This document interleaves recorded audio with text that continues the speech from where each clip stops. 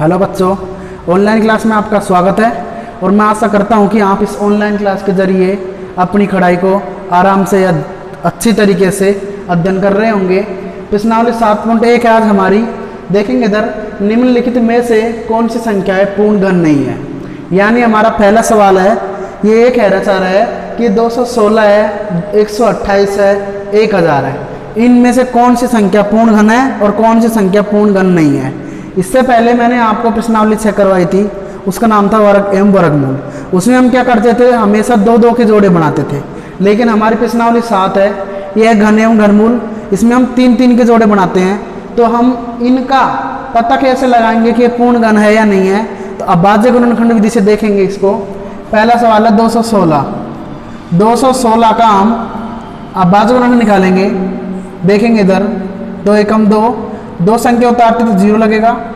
2 8 16, 2 5 10, 2 चौक 8, 2 दूनी 4, 1 बच गया, 2 7 14।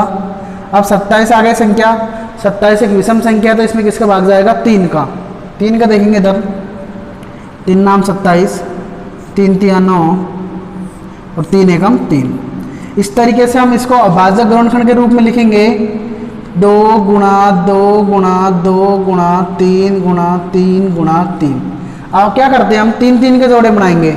देखेंगे ये 3 के बन गया, ये 3 का बन गया। तो 216 के इस तरीके से 3 का बन गया पूरा, तो एक बार 2 लिख देंगे। और एक बार ये 3 का बन गया पूरा, तो 3 लिख देंगे। 3 गुणा 2 करेंगे तो 6 आ गया। तो हमको पता चल गया कि 216 एक घन है और किसका घन है, 6 का घन है। इस तरीके से हम लिख देंगे कि अतः 216 एक पूर्ण घन संख्या है, पूर्ण घन संख्या है। इसी तरीके से आप अगले देखेंगे, अगली संख्या हमारे सामने 128 है। तो 128 का अभाज्य गुणनखंड विधि से देखेंगे इसको। 2 का जाएगा पहले, क्योंकि सम संख्या है। 2 6 की 12, 2 चौके 8, 2 3 6, 2 दूनी 4। 2 का देंगे 16 बार जाएगा, फिर 2 का देंगे 8 बार, फिर 2 का देंगे 4 बार, फिर 2 का 2 बार और 2 एकम 2। इस तरीके से 128 को किया हमने, अभाज्य गुणनखंड हो गया। अब 128 को अभाज्य गुणनखंड के रूप में कितनी बार लिखेंगे, देखो 2 दूनी 4, 4 दूनी 8, 8 दूनी 16, 16 दूनी 32, 32 दूनी 64, 64 दूनी 128, यानी 7 बार हो गए। 7 बार लिख दो इसको। 2 गुणा 2 गुणा 2 गुणा 2 गुणा 2 गुणा 2 गुणा 2 हो गया। 1 2 3 4 5 6 7। अब क्या करते हैं, हम 3-3 के जोड़े बनाएंगे। हम देखेंगे इधर, ये 3 का बन गया, ये 3 का बन गया, ठीक है। अब ये 3-3 के बन गए जोड़े। अब ये अकेला रह गया।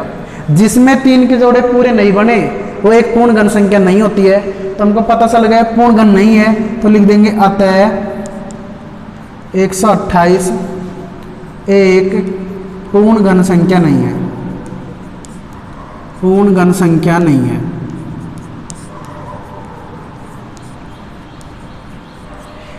इसी तरीके से आपके सामने अगली संख्या 1000 है।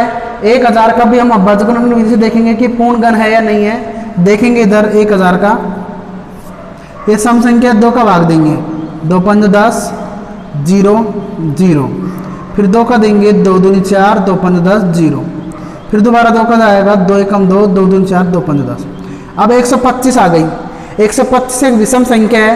तो 125 में देखो 2 के बाद अभाज्य संख्या होती है 3। इसमें 3 का नहीं जाएगा। क्यों नहीं जाएगा, क्योंकि 5 और 2 7 और 1 8, इनको जोड़ने पर 8 आता है। 8 में 3 का भाग देखेंगे, नहीं जाएगा पूरा पूरा। तो 3 से अगली अभाज्य संख्या होती है 5, तो इसमें 5 का जाएगा। देखेंगे 5 दूनी 10, 5 25, 5 25, 5 एकम 5। इस तरीके से इसको अभाज्य गुणनखंड के रूप में लिख सकते हैं हम। 2 गुणा 2 गुणा 2 गुणा 5 गुणा 5 गुणा 5। अब क्या करेंगे, 3-3 के जोड़े बना लिए हमने, पूरे जोड़े बन गए। तो हमको पता चल गया कि ये एक पूर्ण घन संख्या है। तो हम लिख लेंगे 1000 को क्या लिखेंगे हम, 2 गुणा 5, 5 दूनी 10, यानी हमको पता चल गया कि 1000 पूर्ण घन संख्या है। इसका घनमूल क्या है, 10। तो हम लिखेंगे अतः 1000 एक पूर्ण घन संख्या है, पूर्ण घन संख्या है। इसी तरीके से आपके सामने अगला सवाल है, देखो चौथा सवाल है 100। इसको भी अभाज्य गुणनखंड विधि से पता करना है कि पूर्ण घन है या नहीं है। अगली है फिर 5वीं है 46,456। इसका भी आपको अभाज्य गुणनखंड विधि द्वारा देखना है कि पूर्ण घन या नहीं है। देखेंगे आप इधर मैंने सवाल देख रखा है आपके सामने, देखिए इसको और देखिए इधर करना है आपको इन दोनों को कैसे अभाज्य गुणनखंड विधि से पूर्ण घन है या नहीं है।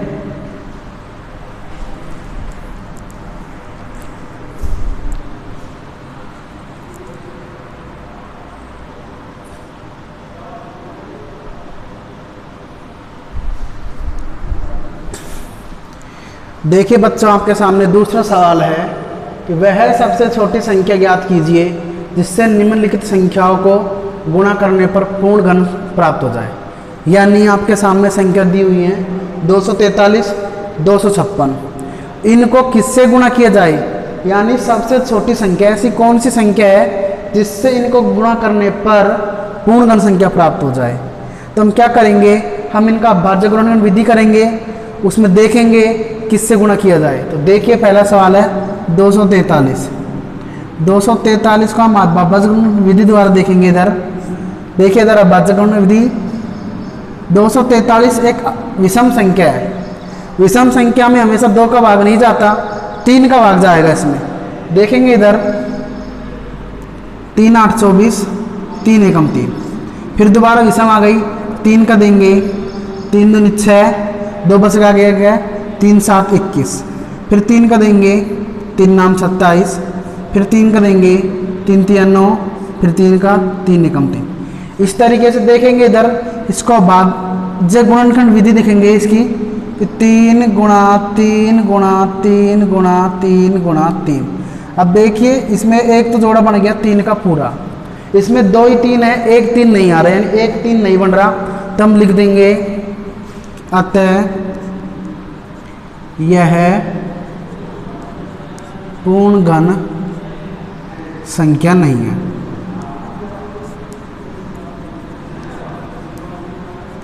यह पूर्ण घन संख्या नहीं है। अभी इसे पूर्ण घन बनाने के लिए, पूर्ण घन बनाने के लिए एक 3 की ओर आ सकता है। 2 3 है इधर, एक 3 का जोड़ा और चाहिए, तो एक 3 की ओर इसे पूर्ण घन बनाने के लिए 3 की आवश्यकता है।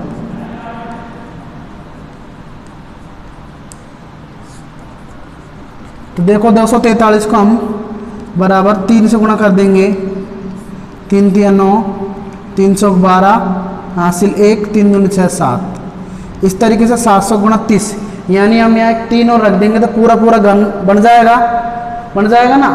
यानी 243 को 3 से गुणा करने पर 729 आया, और 729 एक घन संख्या है तो बन गई। 3 की ओर आ सकता है, 3 से गुणा करने पर घन संख्या बन गई। तो हम लिख देंगे आंसर में अतः 3 से गुणा करने पर, 3 से गुणा करने पर पूर्ण संख्या प्राप्त होती है। पूर्ण संख्या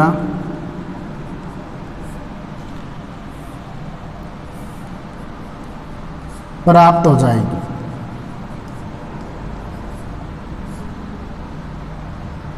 देखिए इधर 243 को 3 से गुणा किया 729 आया, और यहाँ पर एक 3 और रख देंगे तो 3 3 9 हो गया, यानी 9 का घन 729 होता है। इस तरीके से पूर्ण घन संख्या बन गई। इसी तरीके से आपके सामने दूसरा सवाल है 256।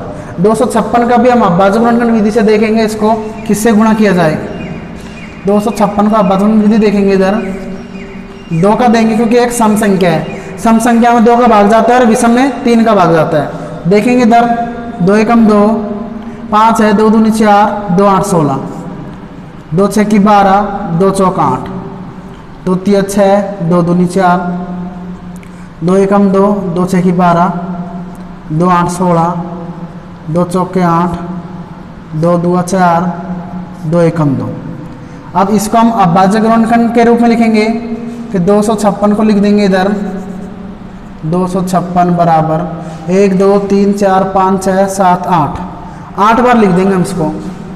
2 गुणा 2 गुणा 2 गुणा 2 गुणा 2 गुणा 2 गुणा 2, 3 और 3 से 7 और 1 ये 8।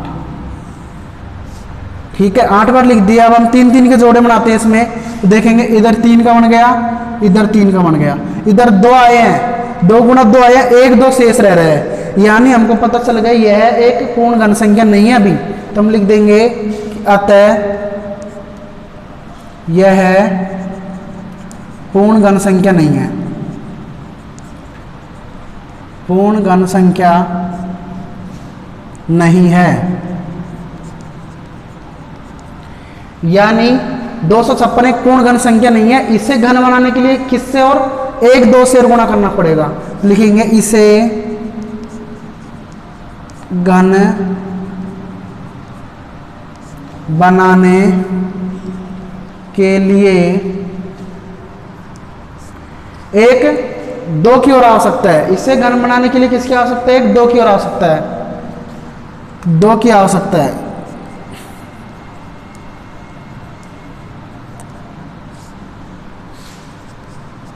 तो हम 256 को किससे गुणा कर देंगे? 2 से। 2 6 की 12 हासिल 1, 2 5 10 1 11 हासिल 1, 2 दूनी 4 और 1 5। इस तरीके से 512 आ गया और 512 एक पूर्ण घन संख्या बन गई। और किसकी होती है 512 पूर्ण घन?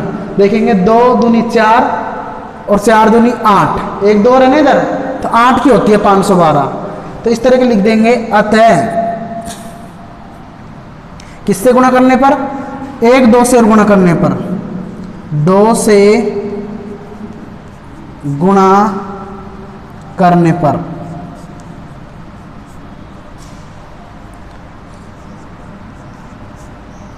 पूर्ण संख्या प्राप्त हो जाएगी।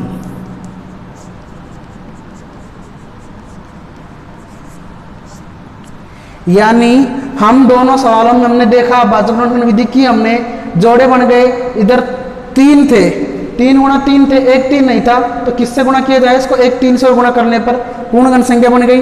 इसी तरह इसमें भी 2 2 के देखो, इधर जोड़े बन गए, इधर जोड़े बन गए, 2 जोड़े हैं 1 नहीं है, 2 जोड़े हैं 1 जोड़ा नहीं है।